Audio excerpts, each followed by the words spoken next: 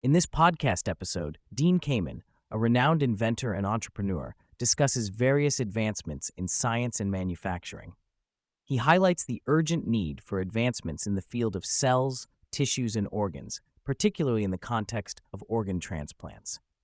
Kamen emphasizes the long and terrifying wait for organ transplants, especially for children, and stresses the need to move away from relying on people to die in order to save others. One of the key inventions Kamen discusses is the iBOT, a wheelchair alternative that simulates human balance and provides individuals with mobility, dignity, and independence.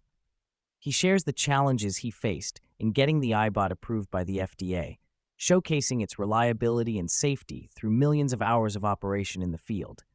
He also mentions the recent approval of a closed-loop insulin pump by the FDA, which eliminates the need for finger pricks and provides more stable glucose control for diabetics. Kamen introduces the Advanced Regenerative Manufacturing Institute, ARMI, funded by the government, which aims to make it practical to manufacture high-quality, reasonably priced cells, tissues, and organs. He discusses the collaboration with organizations like JDRF to standardize the production of islet cells for diabetes research. He also mentions the development of miniature organs, such as kidneys and hearts, for transplantation, including pediatric-sized hearts to address the shortage of organs for children. The vision for Army in the future involves transforming old mill buildings in New Hampshire into a hub for regenerative manufacturing, known as Regen Valley. Kamen envisions this area becoming the epicenter of an industry focused on manufacturing human cells, tissues, and organs. He emphasizes the importance of creating an infrastructure that can mass-produce these medical advancements to meet the growing demand for organ transplants. Kamen shares his excitement about the progress made by Army, including the approval of a new grant and the development of bioreactors capable of producing billions of islet cells per day. He also discusses the potential impact of regenerative manufacturing on addressing medical conditions like macular degeneration and the need for standardized organ production to improve transplant outcomes. The second project, named DAISY, focuses on a new method of vaccine delivery. Kamen explains that traditional vaccine delivery methods may not be as effective as delivering vaccines intradermally into the skin. By using semiconductor technology to create microneedles on a wafer, DAISY aims to deliver vaccines directly into the skin, resulting in higher efficacy with lower doses.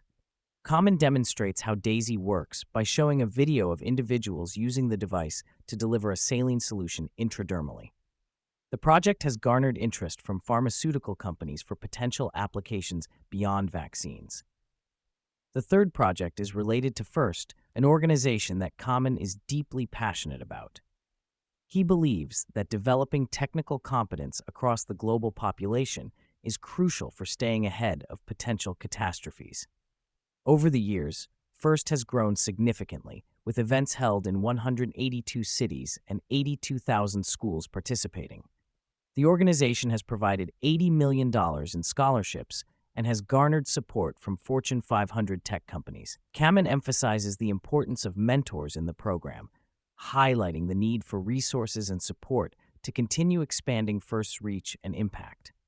Kamen also discusses the creation of FIRST Global, a sister organization aimed at bringing together teams from every country in the world.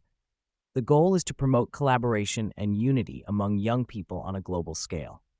He shares a touching story about Team Hope, a group of students from a Syrian refugee camp who participated in the event, symbolizing the power of hope and unity in the face of adversity. Kamen recounts the challenges faced during the first global event in Singapore, which coincided with escalating tensions in the region. Despite the turmoil, the event brought together teams from 191 countries, all signing the Declaration of Interdependence and the Bill of Responsibilities.